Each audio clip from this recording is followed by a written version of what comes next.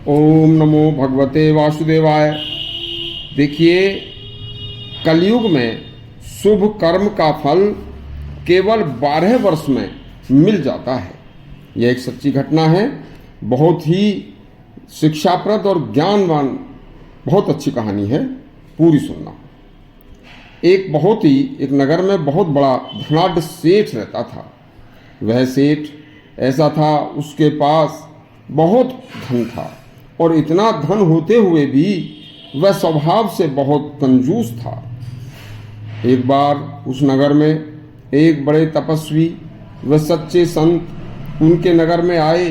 जब उस कंजूस धनाढ्य वैश्य को उनके बारे में पता चला तो वह उनके उपदेश सुनने के लिए उनके पास चला गया। ऐसा हुआ जब संत जी ने उपदेश में कहा कि मनुष्य को वह मनुष्य का जीवन बेकार है जो भगवान की भगवत सेवा न कर सके।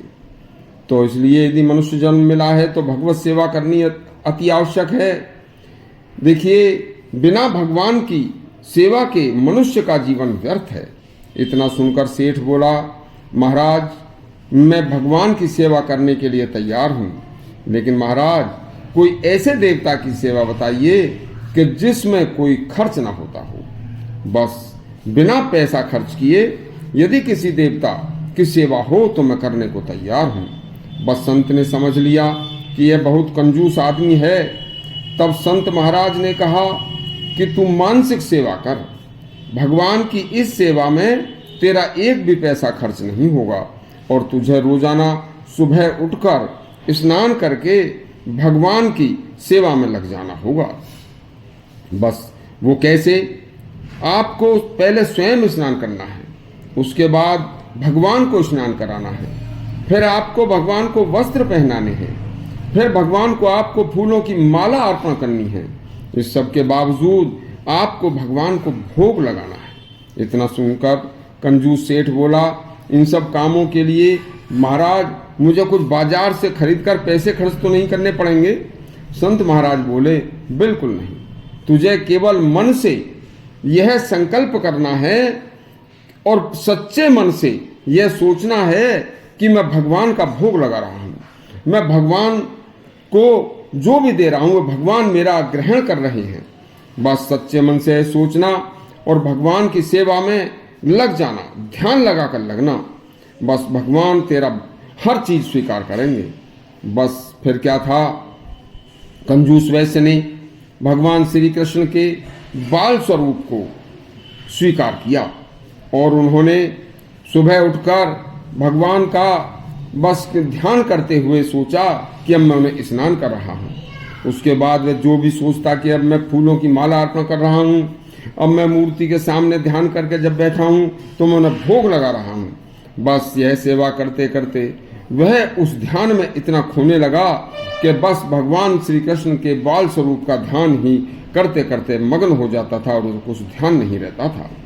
इसी तरह से धीरे धीरे 12 वर्ष बीत जाते हैं और बस उसे ये सभी वस्तुएं बंद आंखों से प्रत्यक्ष दिखाई देने लगती हैं कि भगवान बाल कृष्ण हंसते हुए देखते हैं और प्रेम से मुझे कह रहे हैं कि यह जो मुझे अर्पण तू कर रहा है ये मुझे स्वीकार है। बस एक दिन कंजूस सेठ के ध्यान में इतना ध्यान लगा, भगवान के ध्यान में इतना ध्यान लगा कि उसे ध्यान ही नहीं रहा और उसे ध्यान आया कि मैं भगवान बाल कृष्ण को दूध का कटोरा लेकर आया हूँ और दूध में मैंने शक्कर डाली है और शक्कर भी मेरे से कुछ ज़्यादा पड़ गई है।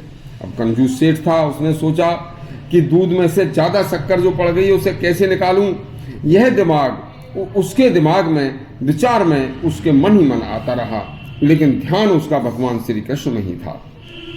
अब क्या था, वहां न तो कटोरा था, न वह शक्कर थी, न कुछ था, बस ध्यान में ये खोआ हुआ था।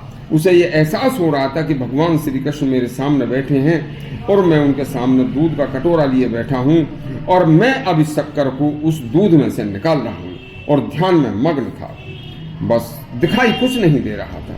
बस भगवान श्री कृष्ण को उसके ऊपर थोड़ा ध्यान आया कि इसे 12 वर्ष हो गए हैं मेरी सेवा करते हुए, नियमित सेवा कर रहा है, ध्यान से सेवा कर रहा है।